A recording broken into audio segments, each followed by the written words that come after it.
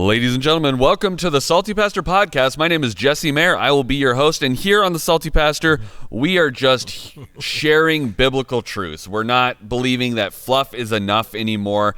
And if you are here, you are wanting to think for yourself, and we are here to help provide some evidence and thoughts around how you can do that. So, an alternative viewpoint that people are being given in the society today. Absolutely. And our new series, Faith and Science, is starting off with a bang. Our audience listenership and viewership is up almost 30%.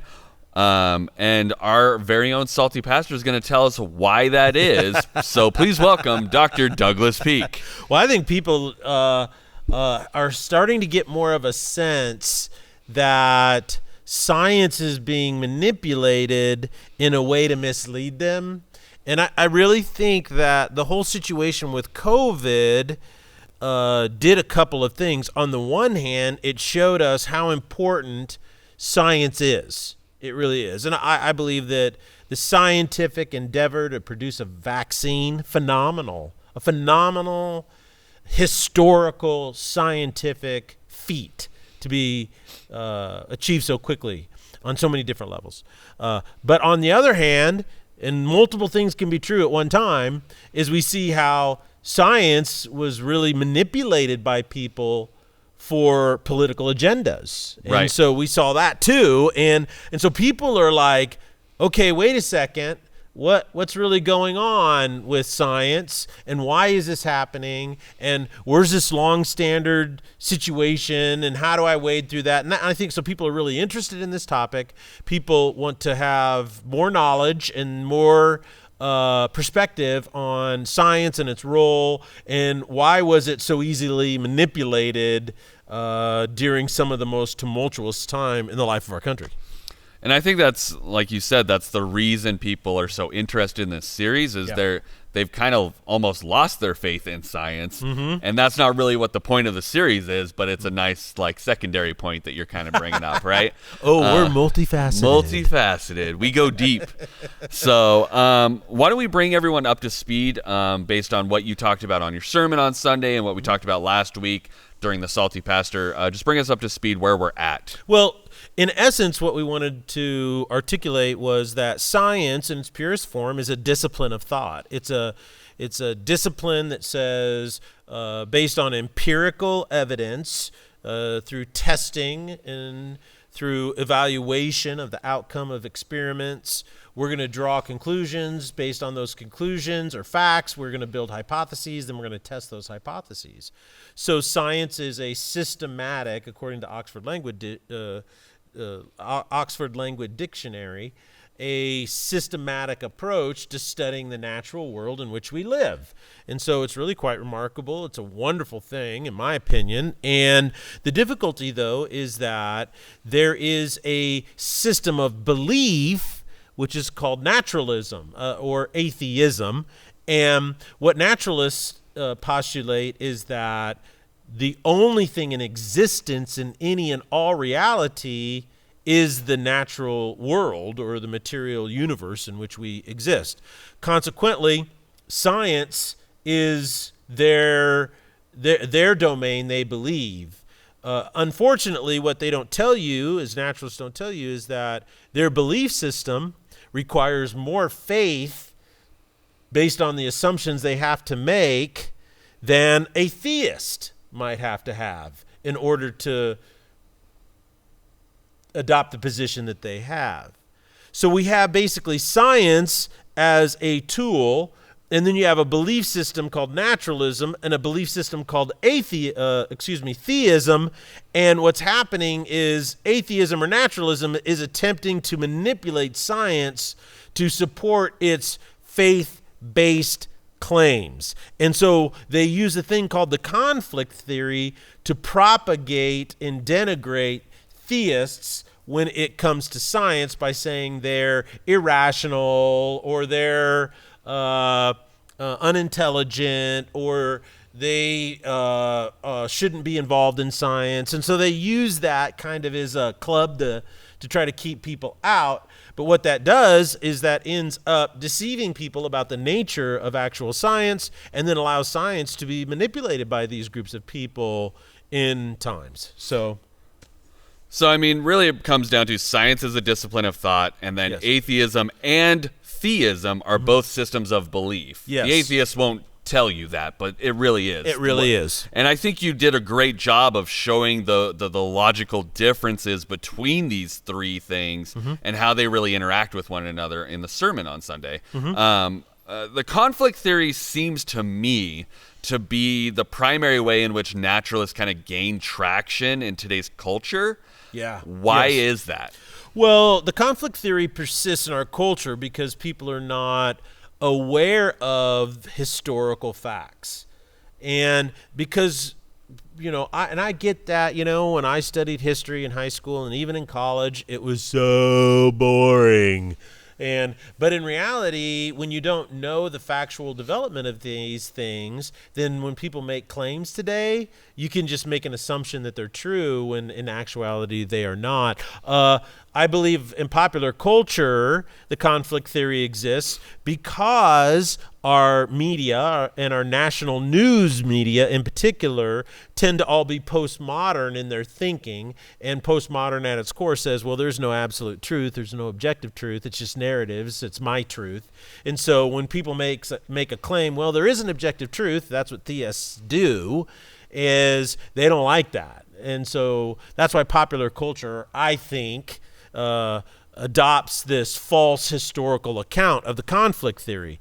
Naturalists posit the conflict theory in this way. They say the scientific revolution took off because people had finally been able to separate science and intellectual rational thought from the influence of Christianity or religion. And once that happened, that's when science was really able to take off. So is that true? Is that historically true? Because in reality, Christianity at its core is not a religion. Christianity requires reason in order to think out and flesh out the implications of its truth claims into your everyday life. Christianity is focused on the truth because Christianity loves knowledge and the pursuit of knowledge. So, why is it, or why is the question that the scientific revolution could only be birthed if it was outside of Christendom or Christianity? Now, you could talk about this over and over again. There's a lot of theories about this that are fairly abstract, but I don't really want to go into them today. We'll do that for Thursday, a lot more in-depth about the actual historical facts. But what I wanted to do is kind of help us understand the seminal or the fertile soil in which the scientific revolution was birthed out of, and where that came from. And I think that came from a passage in the New Testament.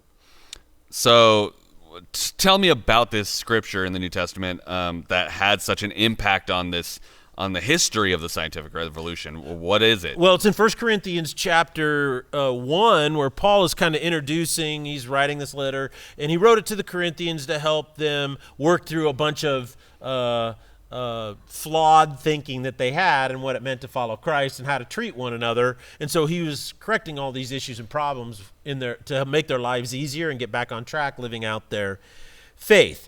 In verses 18 through 27, though, he says something that's really quite unique about salvation and what it really is.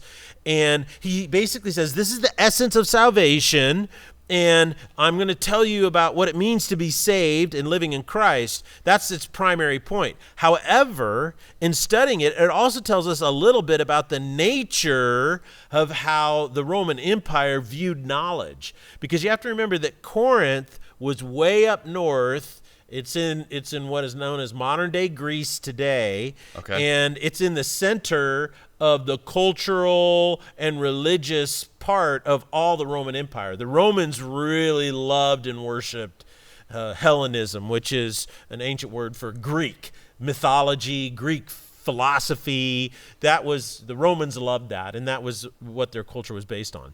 So what it tells us, and this is how Romans actually viewed knowledge, because he's writing to the Corinthians who live up there, and they're mostly Romans, right? They're not Jewish people. They were Gentiles that had come to Christ. So it's very important, though, to understand the limitations of this approach, but early people studied this, knew this, and early followers of Christ throughout centuries over time would come back to this over and over and over again. And what it would do is it would help correct misunderstanding of what knowledge and philosophy and wisdom and truth was all about. And why is that? Like, I mean, talk to me. I get that he's writing this letter. He's speaking their language, basically. Yeah.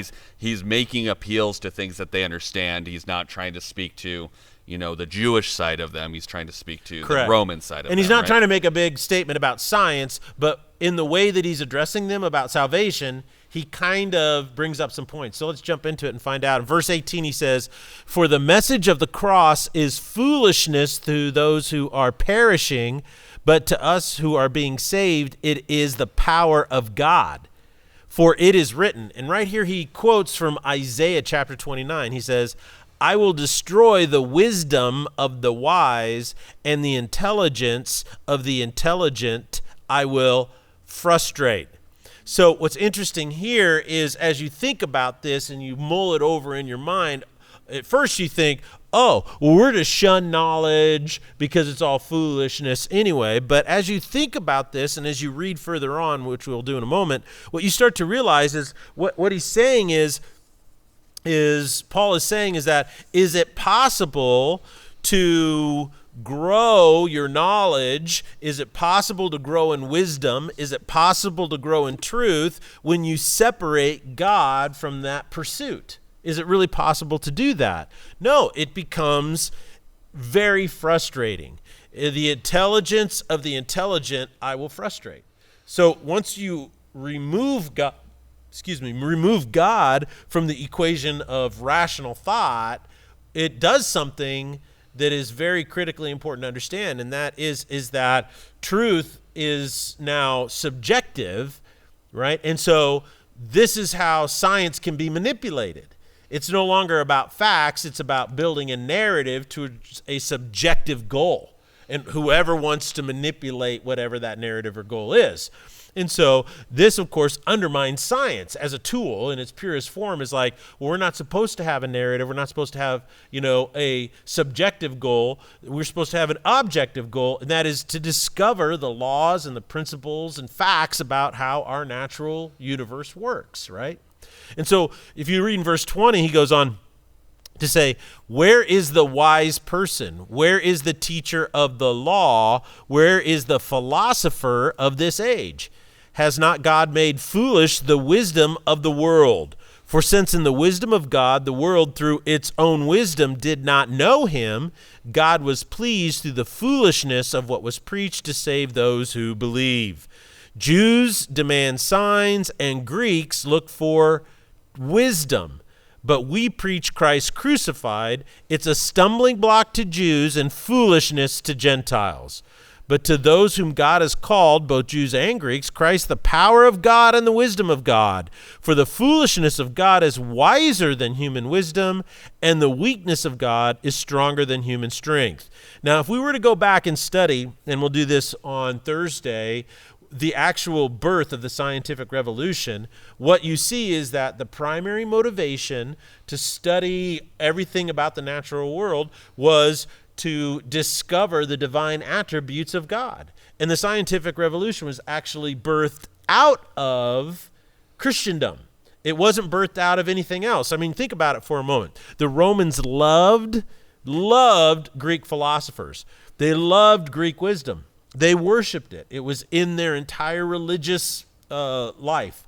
And what's fascinating is some of the greatest mathematicians and classic philosophers and even cosmologists came out from the ancient Greeks. You got Pythagoras, you got a number of other ancient guys that I won't go through at this particular moment. However, the question then becomes, then why wasn't there a scientific revolution then?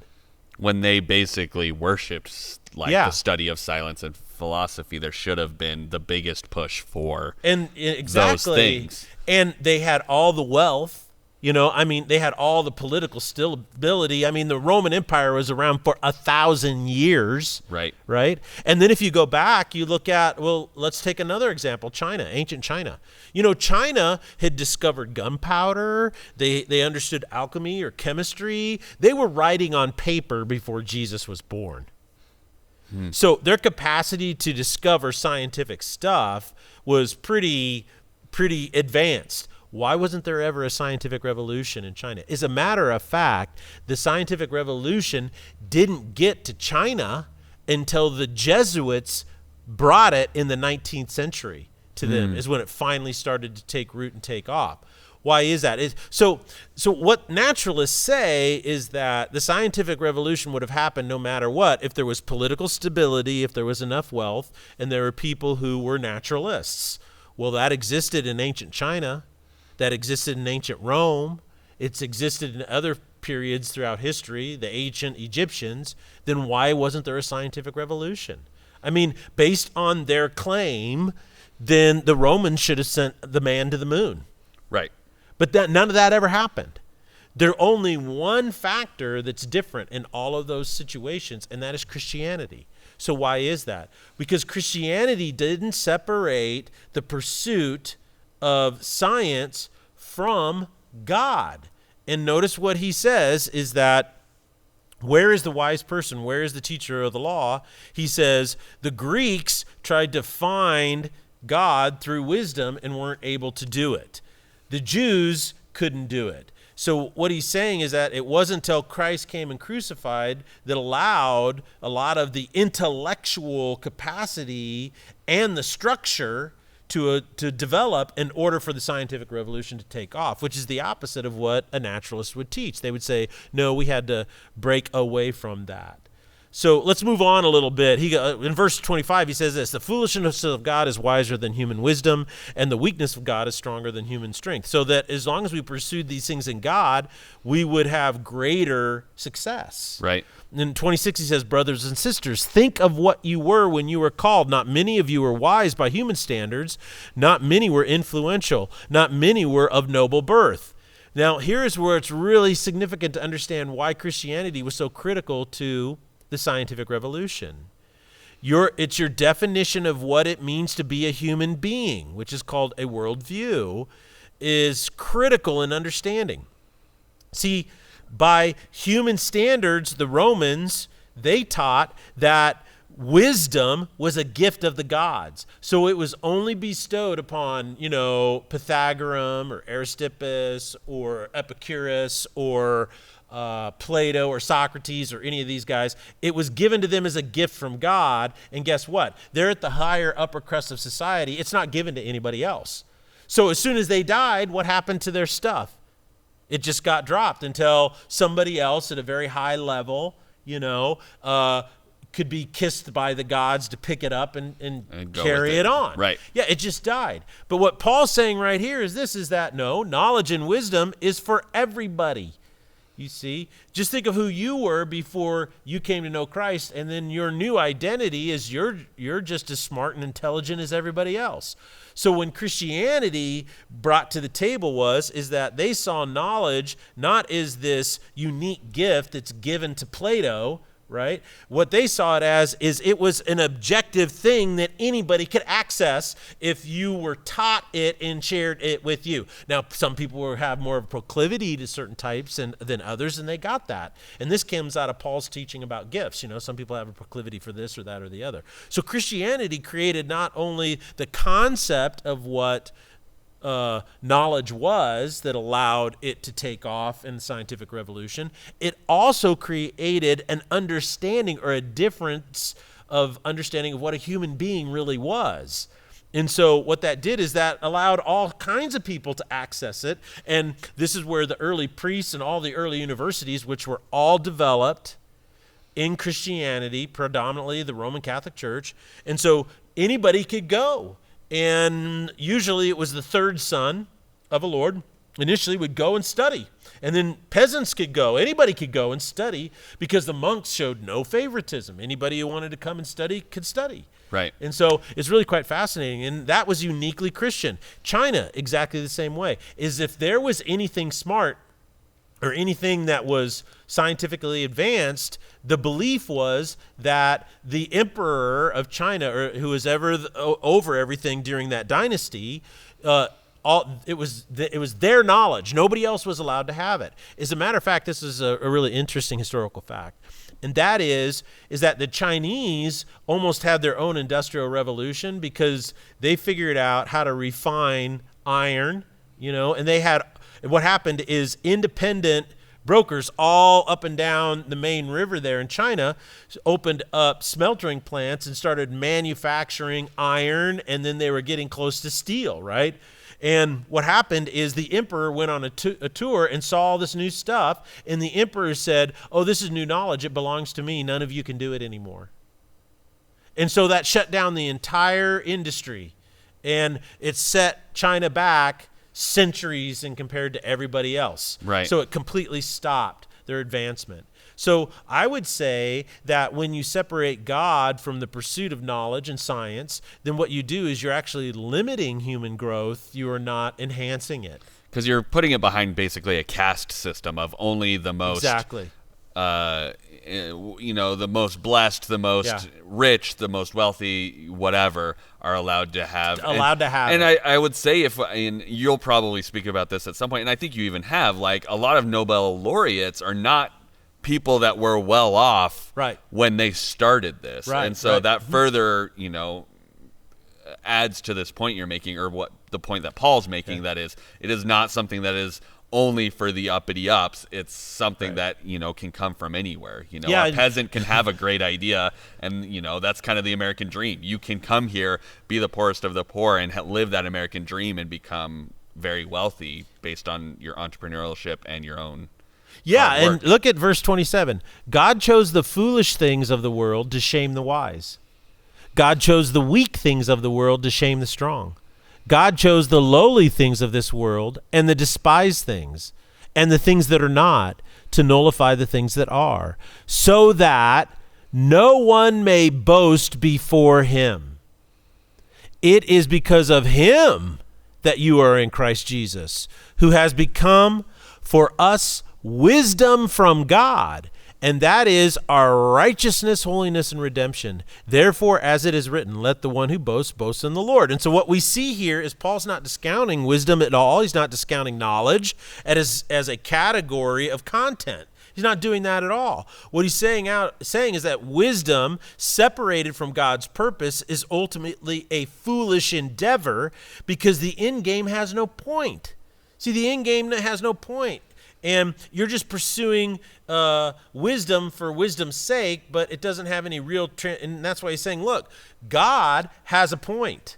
There is a meaning and purpose to your life. Naturalists deny all meaning and purpose to your life, and there is no point to gaining more knowledge in their construct, which I feel is absolutely contrary to the whole point of science. Science wants to know more, innovate more, discover more. I want science to go further than it's ever gone before. I want it to try more things than it's ever been. I wish we'd invest more energy and more focus on science. I wish there was a passion in our society that young people were so excited about science, as opposed to, I don't like math, so I'm not going to do anything in STEMs. Right. Kind of a thing.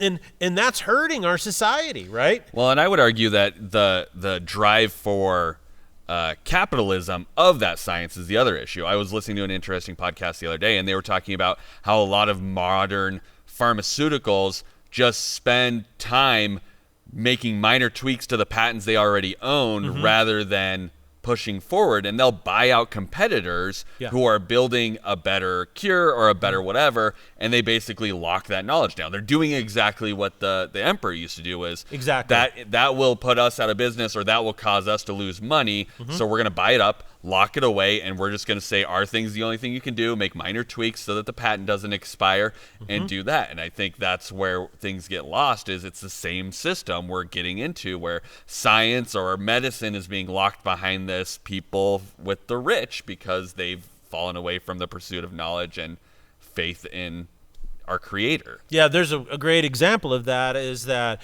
there's people that have shown over and over and over again that in back in Detroit when the three major car companies back there, GM, Ford, and Chrysler, were back there, they said, there's just rooms of stuff that's filled up with really great innovative ideas, like tires that can't go flat, all of these things that the companies went and bought right away and then buried them. Right. Because they didn't want their market to go away. And see, this is what happens when you have government control, and then when you have when it's separated from the object of God. See, so the people of God are great for scientists because the people of God are more interested in the truth and giving it all away. Yeah, give it to as many people as you can.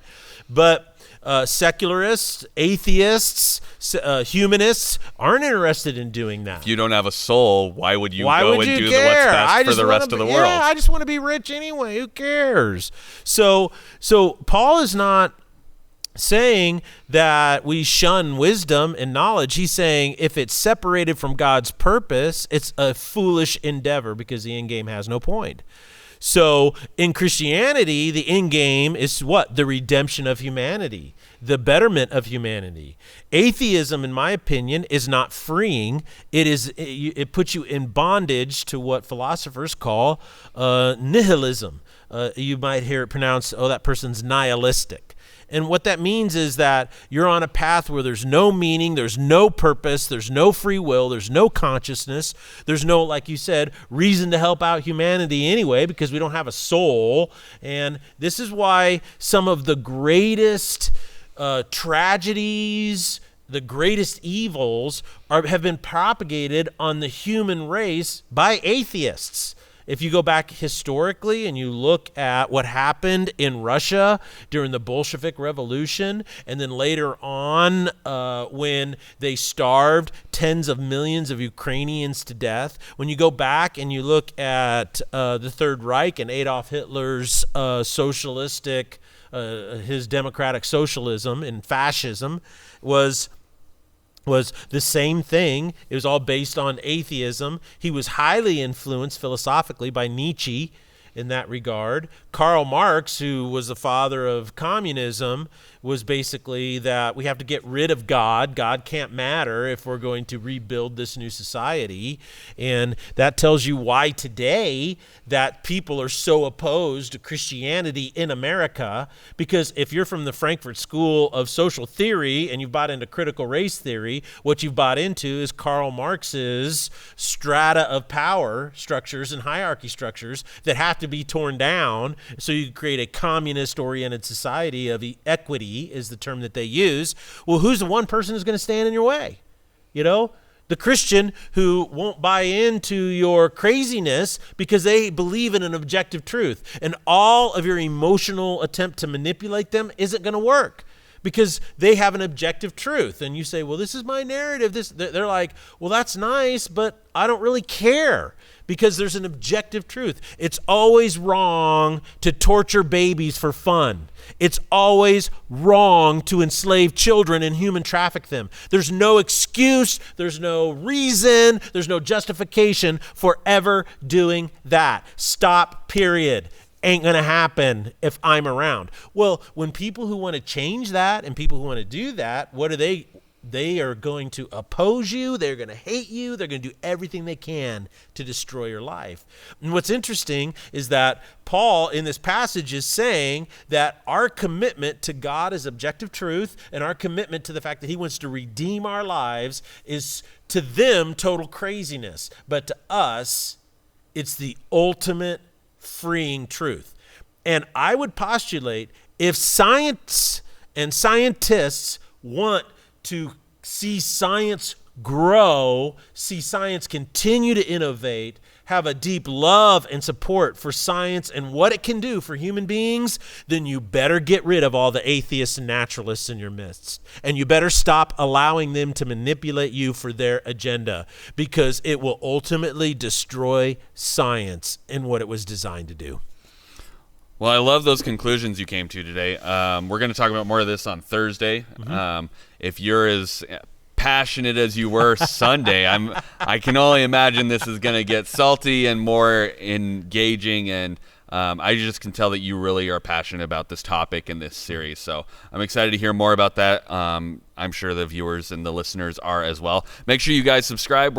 We passed 800. Oh, yay! So we're on our way to 1,000. We're almost there. So help us out so we can get some traction on that. And then just make sure you guys are sharing this. I think this is something that you have that friend that maybe isn't a believer or who doesn't, uses science as an excuse of why your beliefs don't matter. This would be a great series for you to start sharing with them, to start maybe changing their minds or opening their minds to a real truth, not the one that's propagated by the media. So we appreciate you guys joining us, and we'll see you on Thursday. God bless you.